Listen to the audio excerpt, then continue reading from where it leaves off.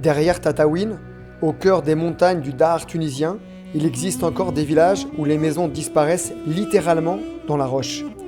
Des lieux hors du temps, creusés par le peuple amazigh pour survivre au désert, à la chaleur et à l'histoire. À Ras El Oued, j'ai rencontré deux sœurs incroyables, Fatma et Barka. Ensemble, elles font vivre Tadarom Home, une ancienne maison troglodyte transformée aujourd'hui en maison d'hôtes.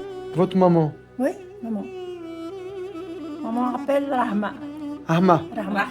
Rahma. Rahma. Rahma. Oui, Fatma Talbi. Je m'appelle Fatma Talbi, je vis ici à Ras El Oued, délégation de Tataouine, au village de Duiret.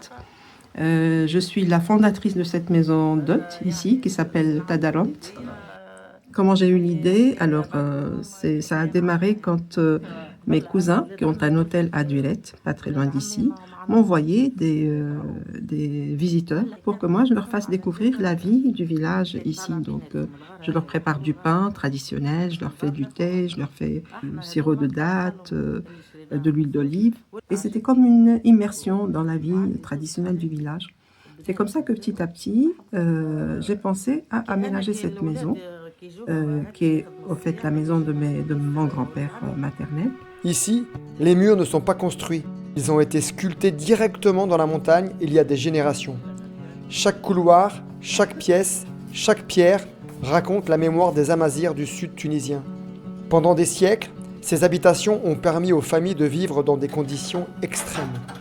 La roche gardait naturellement la fraîcheur en été, protégée du vent et devenait parfois un refuge. Parce qu'ici, c'est pas une maison en fait, c'est un ensemble de grottes qui sont creusées les unes à côté des autres dans la montagne.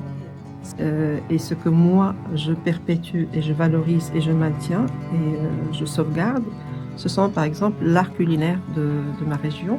Nous faisons du couscous à base d'orge, nous faisons aussi du couscous à base de blé. Quand on prépare du couscous, on met toujours de la viande séchée. Et ça fait partie des traditions amazighes parce qu'avant, il n'y avait pas de procédé pour garder des provisions. Donc, on faisait sécher les aliments et surtout les viandes.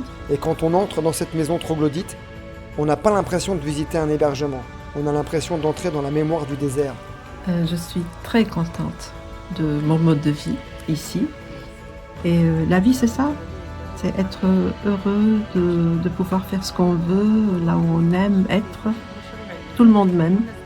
Donc, il n'y a pas de raison que je ne sois pas heureuse et épanouie chez moi.